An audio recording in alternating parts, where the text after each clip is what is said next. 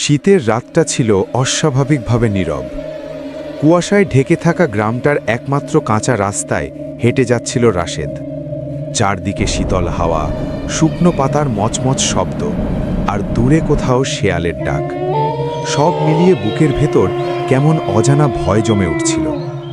রাশেদের গন্তব্য ছিল পুরনো ডাকবাংলোটি। সবাই বলতো সেখানে রাত হলে অদ্ভুত সব ঘটনা ঘটে, কিন্তু গ্রামের অসুস্থ হাকিমকে ওষুধ পৌঁছে দিতে তাকে যেতেই হলো। ডাকবাংলোর বাড়ির সামনে ছোট্ট কুঠিতে হাকিম থাকে। রাশেদ সেই বাংলোর সামনে পৌঁছতেই সে দেখল ভেতরে মৃদু আলো জ্বলছে, অথচ বহু বছর ধরে জায়গাটা পরিত্যক্ত। কৌতূহলবশত সে ভেতরে ঢুকতেই দরজাটা বিকট শব্দে বন্ধ হয়ে গেল। রাশেদের শরীর ঠান্ডায় জমে গেল, যদিও ঘাম ঝরছিল কপাল বেয়ে। হঠাৎ তার কানে ভেসে এলো ধীর পায়ের শব্দ। সে ঘুরে তাকালো, কিন্তু কাউকে দেখা গেল না। দেয়ালের কোণে রাখা আয়নাটায় হঠাৎ এক নারীর প্রতিবিম্ব ভেসে উঠল। চুল এলোমেলো, চোখ দুটো শূন্য, ঠোঁটে অদ্ভুত হাসি। রাশেদ চোখ বন্ধ করে আল্লাহর নাম নিতে শুরু করল।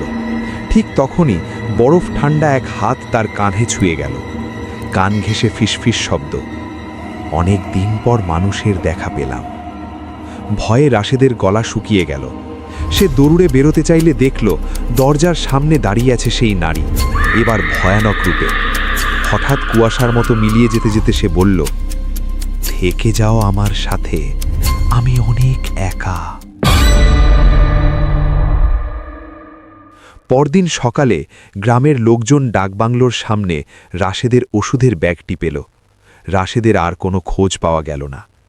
শীতের রাতে আজও ডাকবাংলোর পাশ দিয়ে গেলে মানুষ রাশেদের আর্তনাদ শুনতে পায়।